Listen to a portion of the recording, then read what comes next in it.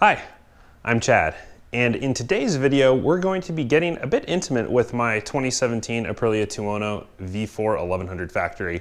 So we're going to be removing the gas tank today, getting into the air box and removing the air filter and actually sealing up a gap that I think there might be in the air filter bracket. When I first got my Tuono V4, I was a bit intimidated to do any kind of work beyond just like a simple oil change and chain service, but I found it really isn't actually that much more difficult to work on than any other bike. As far as basic maintenance goes, changing the air filter, I actually did that a couple weeks ago. And much to my surprise, when I opened up the airbox, I found a pretty decent amount of dirt and debris in there. That was a bit concerning to me. I was fortunate enough to have Dean Gower, who I'm friendly with on Instagram, reach out to me. He asked if I'd found rocks in my airbox. And I was just like, yeah, do you know what's up with that? And he explained to me that there's a gap in most bikes between the bracket that secures the air filter within the airbox and the airbox itself, and debris, dirt, stuff like that can get through that gap and into the airbox. Now, luckily the velocity stacks are pretty tall, so the likelihood, I think, of something actually making it into the engine is pretty low, but nonetheless, you don't want crap in your airbox. I mean, it should be sealed up for a reason, right? So today, we're gonna get back in there, take everything apart, tried to find that gap and seal it up as best we can with some beautiful black RTV high temp silicone sealant. Put everything back together and hope it runs great after that. I'll probably pull the tank and open up the airbox again the next time I go change the oil, just to take a look and see what's going on in there and see if this was a good solution for this. If not, I might look into an aftermarket air filter or something else that might be able to help seal up that gap. Now, again, I was intimidated the first time I went to go change the air filter because this is the most expensive motorcycle that I've ever owned. And the last thing I want to do is scratch up the frame or the gas tank or something like that. But it's actually a really easy job to do. So I'm going to show you how to do it. So if you're looking for how to change the air filter in your Tuono V4 or RS V4 2017 to 2020, this should be a helpful video for you as well, because we're basically going to be doing all the same work anyways. Just once we get the air filter out, we're going to remove the bracket for it and try to seal up that gap. And one last thing before I get started, I just want to give a shout out to Albe's ADV. I found his how-to video on how to change the air filter in his Tuono RR, and it's basically the same process, only difference being you have to remove the seat cowl as opposed to the whole passenger seat with this bike. But that was a super helpful video, and I learned a trick for him that I'll show you guys that actually made this a lot easier than I thought it was going to be. So with that, I'm gonna throw just a quick list of the tools that you're gonna need up here on screen so you know exactly what you're getting yourself into and can prepare. Also, something else I'd like to mention, I actually have a beach towel laid down over here. That's where I'm planning to go put the gas tank after I remove it. Last thing you wanna do is scratch your expensive Aprilia gas tank, especially when it's in beautiful condition like mine is. So best to have a plan with this stuff before you get started. I've got all my tools down right here, as well as a magnetic tray to hold all my bits and the bolts that I'll be taking off. So now that we're all laid out and have our plan in place, let's get started. So the first thing we're gonna wanna do is take our key, remove the seat cowl.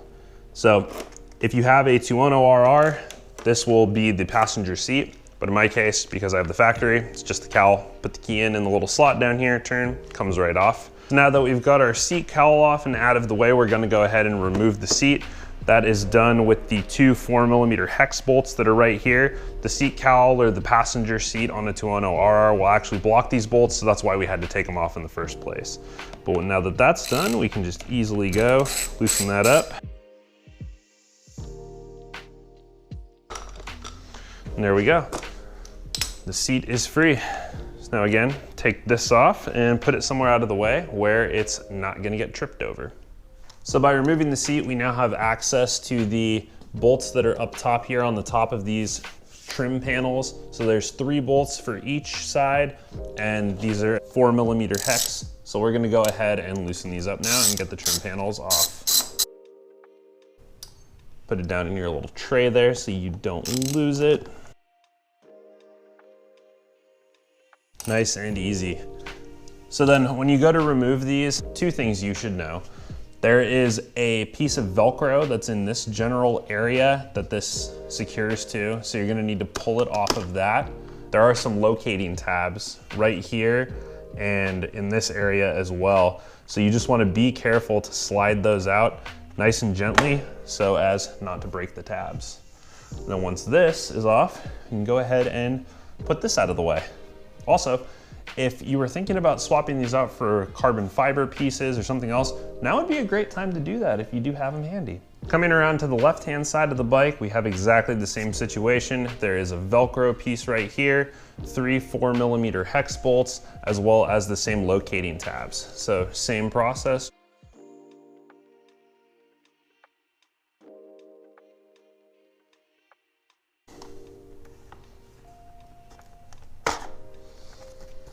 And there we have it. Now with the left-hand plastic trim panel removed, you can see we have 2 hoses here. These are breathers for the fuel tank. So we're gonna need to disconnect these before we'll be able to remove the tank. So now with them exposed, we can go ahead and do that. Now, your hose clamps may vary based on what I've read on the forum.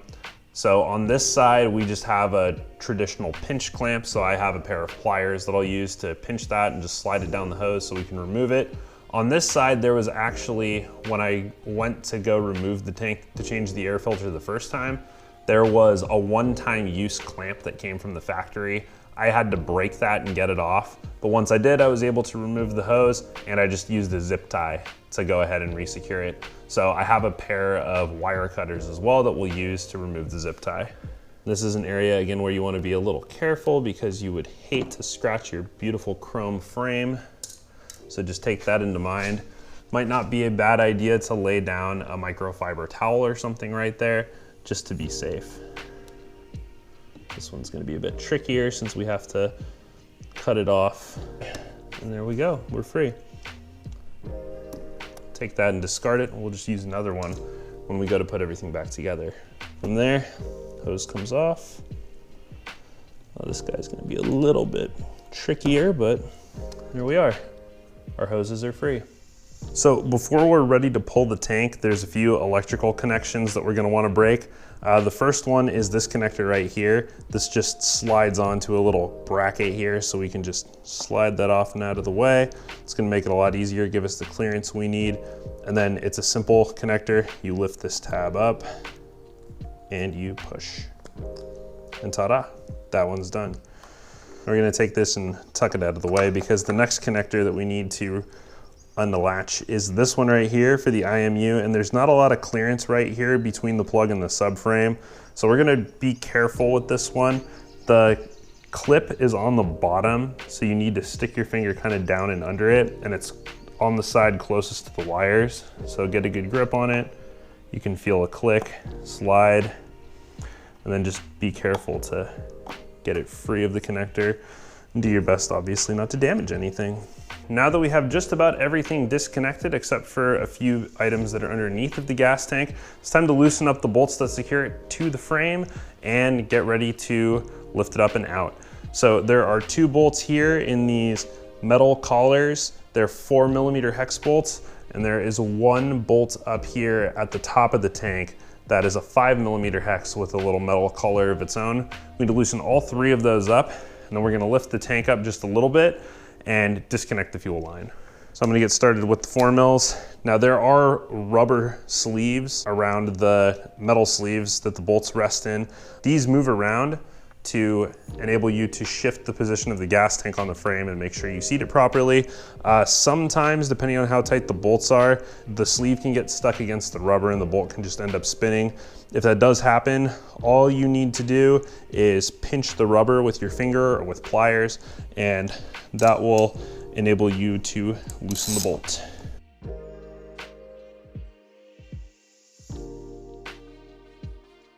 And we'll switch to the 5mm bit for the top bolt. Go ahead and loosen that puppy up.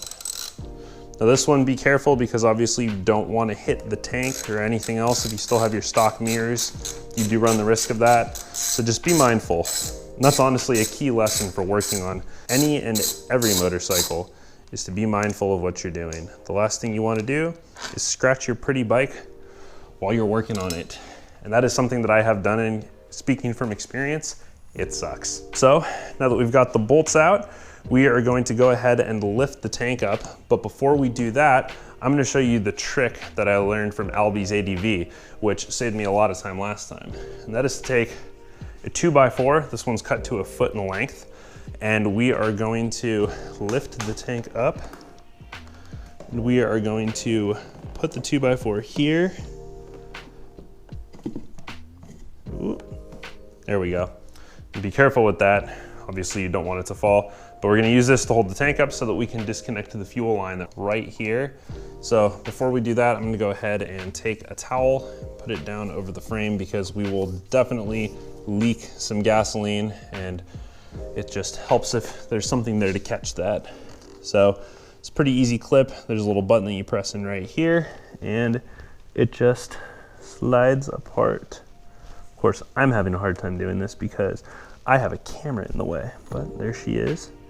Nice and easy. Here comes the gas, I'm sure. And not too bad, actually. So now I'm gonna take a shop towel, rip it in half, and I'm gonna roll it up and actually stick it up inside here so that we can just make sure nothing finds its way in there. Keep it a little safe there. And we're gonna go ahead and do the same thing with the other line. This will also help us to not take gas all over the place because now these will soak it up. Check that out, nice and dry underneath. And with that, we can go ahead, lift the tank up, remove our block of wood carefully, grab the tank from down here in the back, and we can lift it up and out. And just like that, whoop, the gas tank is free. And we'll go sit it over in our predetermined location. Luckily I didn't trip over the block of wood. Probably would have been better to put that a little closer to the wheel, but here we are. So this is the airbox right here. We've got the ECU on top of it. Now before we can start undoing the screws for the airbox, we just need to go ahead and move some of these wires out of the way. That guy just comes out untucked from there. Slide this one off of its little clip piece, and that'll give us the clearance that we need to undo the 2 screws back here. Now we can go ahead and open up the airbox. So you don't need to disconnect the ECU or the map sensor. You can if you want to fully remove the lid. There is some more stuff around here that you would need to get to, but for all intents and purposes, I found it's easier to just undo the 8 screws that secure the top of the box to the bottom and just lift it up out of the way. It'll usually hang out right up here. So we're gonna go ahead and do that. So there's 1 screw, 2 screw, 3 screw, 4 screw, 5 screw, 6 screw, 7 screw, 8 screw. Once all those are free, we'll go ahead and add them to our collection of bolts and screws in the tray, and we'll go ahead and open this up. Now keep in mind, these are wood screws, so just be careful when you're removing them, not to get too crazy, and also when you're putting them back in.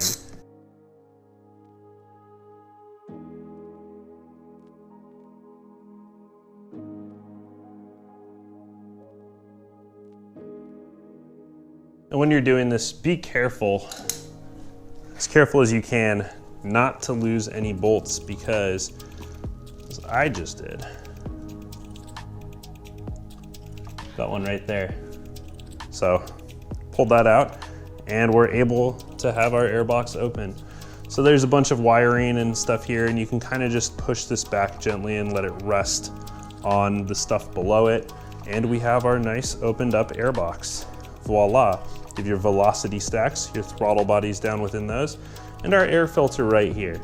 And the good news is it looks like our box is still pretty clean. So let's go ahead and remove the air filter and see if we can identify where this gap is. Now to get the filter out, there is this top piece of bracket that needs to be removed. There is a screw here, and a screw here, just to Phillips head. There are again these plastic/wood screws, so just be careful with them. Before we go any further, we are going to plug our velocity stacks with some shop towel pieces, just because we don't want anything falling down inside of there. Not that there's really anything above me to fall in, but you never know. Better safe than sorry. Now that those are covered up, we're gonna go ahead and remove the bracket that secures the filter to the other side of the bracket. There is a screw here, a screw here, and a screw here. All these same Phillips head plastic screws. And we're just gonna go ahead and loosen these up.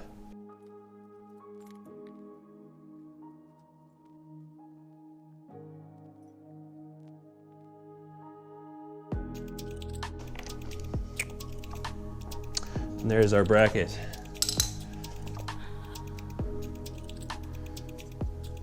Here's our filter.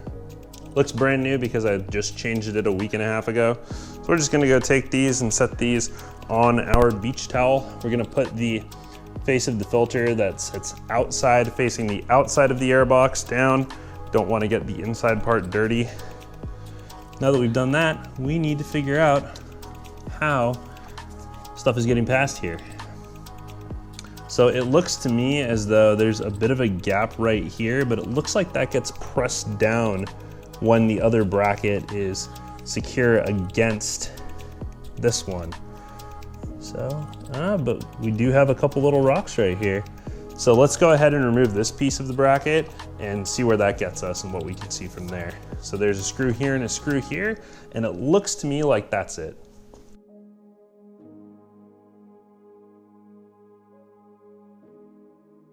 And now this bracket should just lift right out. Ta-da. Ooh, yeah, that's our issue right there. So there's a little rubber lip, it looks like, right here. I don't even know if that's rubber, if that's just piece, or if that's just a piece of the bracket itself. Yeah, it's just a piece of the bracket. That should sit within here, but as you can see by the debris that we have down in here, that is not what has happened. So we're gonna go ahead and grab a vacuum and just vacuum this out. And then I think we're gonna seal this area up with some silicone sealant and see if that does the trick.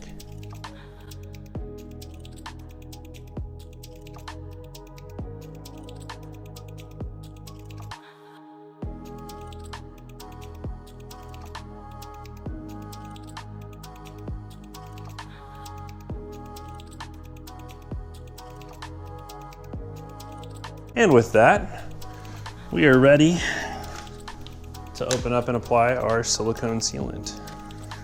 So we're just gonna go ahead and press it through. You can see it's starting to fill the tube, get to about there. Now it's time to apply. So I'm gonna be pretty generous with this just because I really don't wanna have to do it again.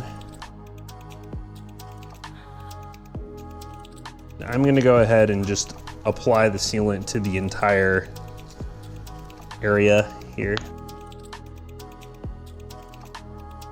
And if you do happen to get a little gasket maker on the inside parts of the airbox, that's not a big deal. We can just peel that off later. But again, going around the whole edge and just filling all of the space that I can. So my understanding is that most aftermarket air filters actually delete the lower part of the bracket, K&N for example, and DNA, although I have definitely seen more recommendations on the Aprilia forums about the DNA filter. Those supposedly do a better job of sealing than the lower bracket does, the stock filter.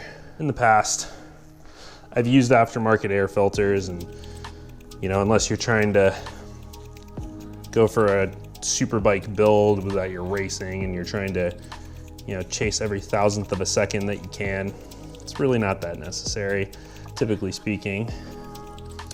As you remove restrictions in airflow through a filter, you make the filter wider or less filtery. It doesn't filter as well. And while you won't get big rocks or stuff in there, you'll still get some very, very fine particulates over time. This is why most of these air filters use oil, also to keep the medium that they use lubricated so that they don't rip and shed pieces off inside your airbox. Now that we've got a good amount of sealant in there, I'm gonna go ahead and grab our filter bracket again. Make sure it's nice and clean first. And then we're gonna go ahead and do our best to seat it. See that right there? That's a good sign. That means we are lining it up correctly, and once we get a screw in here, we should be okay. Definitely want to press right here since that was the area we had stuff getting in through. And hopefully, once we bolt everything else back down, be in good shape and not have crap making it in through our airbox. We want to go until these are about snugged up, but we want to also make sure at the same time that this is seating correctly, again, because this is the area where we were having issues before. I also want to make sure that the top half of the bracket is seating up nicely as well, which it looks to be.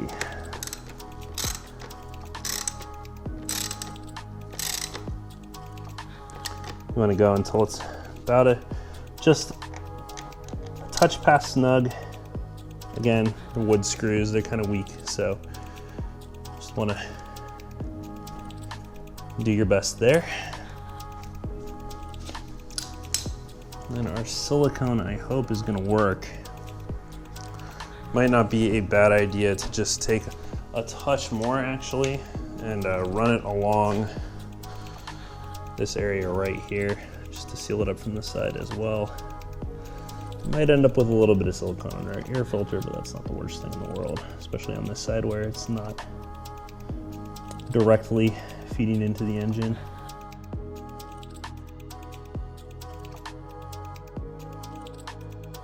What I'm gonna do is just kind of try to rub this in a little bit and just see if we can get it to fill that gap a little nicer. Just like that, beautiful. So now that that's done, we're just gonna go ahead and let it sit for a few minutes and start to dry. And then once we've given it that time, we'll go ahead and place the air filter back in, tighten the top bracket back down, and put everything back together.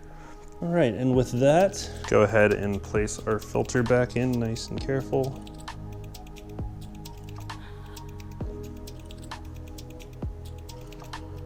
Press it in just a little bit on the edges. Try to get it to sit as flush into the bracket as possible. And take our other securing bracket, the top bracket. Make sure it's nice and clean. And we'll go ahead and place it back where it belongs.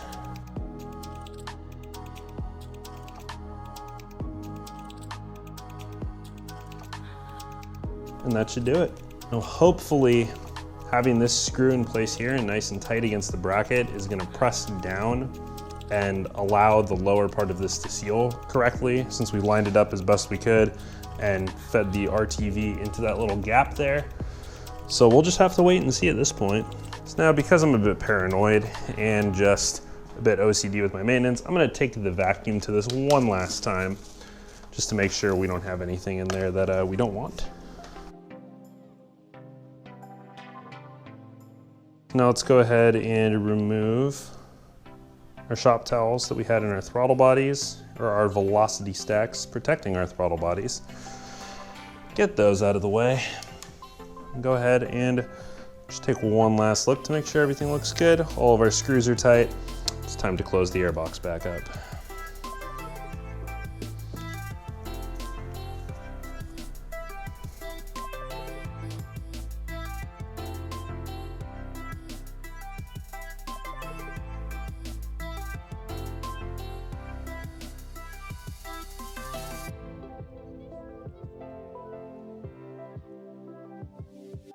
We're all set as far as the airbox goes. And we're gonna go ahead and put our connectors back where they belong on their little clips. Like so. Just tuck everything back down as it was when we found it. So we'll have plenty of room to get the gas tank back on. All right, now with our trusty block of wood ready, go ahead and place that down. We're gonna go ahead and pick up the gas tank and prepare to place it back in the bike. Now, a couple things we want to be mindful of here. These two connectors, we don't want to get stuck underneath it, so we'll just want to be mindful of that. Now, a fun thing you might not have known about your RSV4 or Tuono is that the fuel tank actually runs a bit under the seat. So the fuel pump itself is right down here, and then this whole area down on the bottom also holds gasoline. Pretty cool use of the space. And it does a great job of keeping the weight from fuel very low, aiding with the bike's center of gravity. So there we go. Got the tank where we want it. Time for our block of wood. Nice and stable. And while that's there, I'm gonna go ahead and just tuck ourselves in here and reconnect the fuel line. Take that guy out, and this one as well. And then the process for this is pretty straightforward. Just slip it in until you hear and feel a snap or a click, like so. It's pretty easy from here, just reverse order of what we did when we took everything apart. Take our block of wood, move that out of the way. Be careful to rest the gas tank back down on the frame. Now from here, there's a couple different things you can do. You can either reconnect the IMU and all the various sensors and connectors first, which I'm gonna go ahead and do right now. Snap that guy back on. Take the IMU plug, go ahead and get it back into its connection right there. Reconnect that on its little bracket. Tuck the wires nice and out of the way. Oh, and this is the connector for the fuel pump. Just remembered, just so you know. So then from here, I want to position the gas tank correctly, or in the way that it's going to fit best on your bike. So I've noticed it can be particularly tricky when putting the tank back on to get the bolt in the top up by the steering head. So I'm gonna go ahead and get the bolt in there first. Go back over here, grab this, and we're also gonna grab our 5mm bit, so that's what we're gonna need for that. Before we start using the ratchet, I'm gonna go ahead and get this lined up as best I can and just get the bolt started. Again, it can be very tricky, as I'm having trouble with right now. So you just gotta work the tank a little bit and finagle it as best you can. Remember, it's plastic, so it does have a bit of flex to it, which is nice and helpful in a situation like this. Several failed attempts later, we've finally gotten it right. So we're just gonna go ahead and get that threaded in a bit. Next, we're gonna wanna make sure our little rubber grommets are correctly aligned with the rib nuts where we will be putting our bolts into.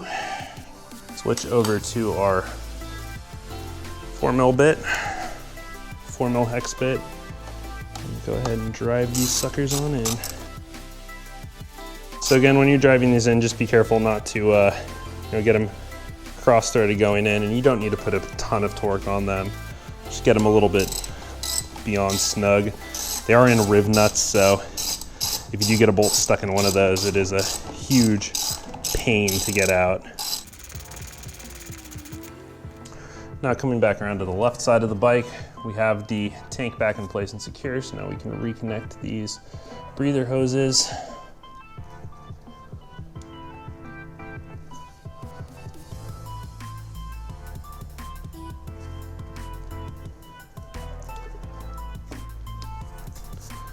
And then before I forget, I don't think I actually torqued down the collar on the top of the gas tank, so go ahead and do that as well. So again, with this, we're gonna carefully take our pliers, we're gonna pinch, and we're gonna lift and slide this sucker up over here and release.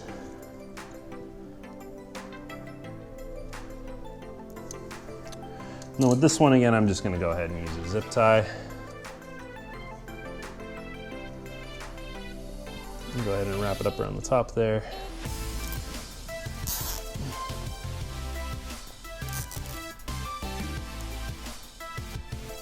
Make sure we get it on the right part of the hose and tighten.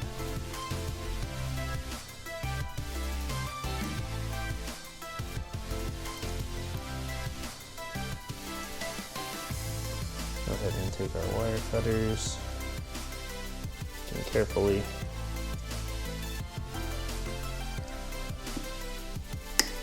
Trim that. From here, we'll grab our left-hand piece trim panel. We're gonna be careful here, because again, you have these locator tabs. There's 1, 2, and 3. One goes under here, and then the other two here. I'm gonna make sure we line those up just right before we do anything too crazy. There we are.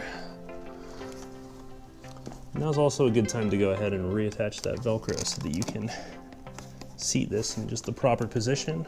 We have our 3 4mm bolts.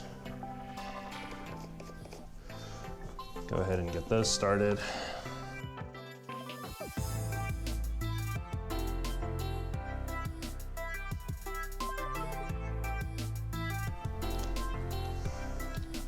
Same process on the other side. Get our locator tabs lined up just right. Nice and easy now. And we'll get our Velcro lined up just right. From there, take our bolts.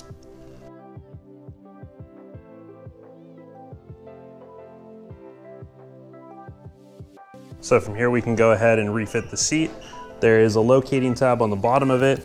That is going to go onto the bolt that is in the center, most forward part of the tank in this area. Go ahead and slip that on. We're also going to go ahead and line our bolts up and get those started into the subframe so we can thread the seat back on.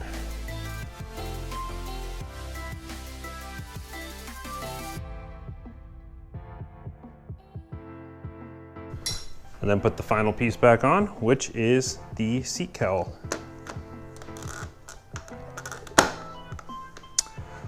And there you have it.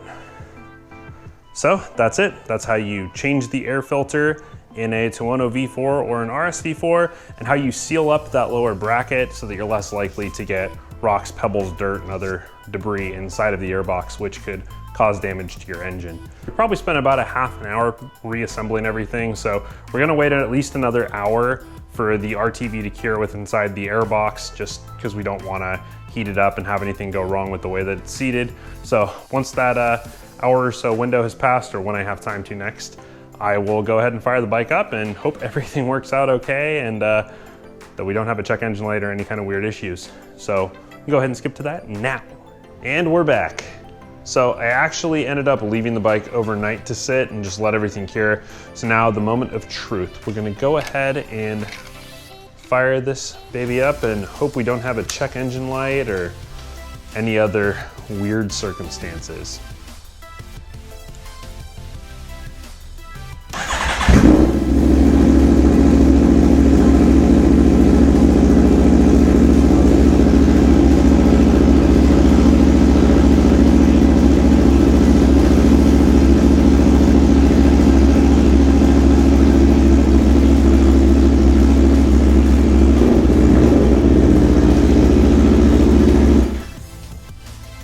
We're good. It appears everything's in order. No check engine light, bike fired up and idled nice and smoothly. I'm gonna go out for a quick test ride and get some gas in the tank. I've been keeping it low on purpose because I knew it would be a lot easier to take out when it was low on gas than when I had a bunch of gas in it. So as I mentioned before, once I get to the point where I need to change my oil again, I'll also pull the tank, open up the airbox, and check to see if any more road debris or anything made it inside, and just the condition of everything in there in terms of cleanliness. And we're gonna keep our fingers crossed that it's spotless. Thanks so much for watching. If you enjoyed this video, please give it a gentle little click of the like button. No need to smash it aggressively or anything of that nature. Also consider subscribing for more motorcycling content. In addition to my Tuono V4 factory, I have a Triumph Daytona 675R race bike and a Yamaha WR250X Supermoto that I'm trying to learn how to wheelie on. So stay tuned, and I'll hope to catch you in the next one. Until then, later.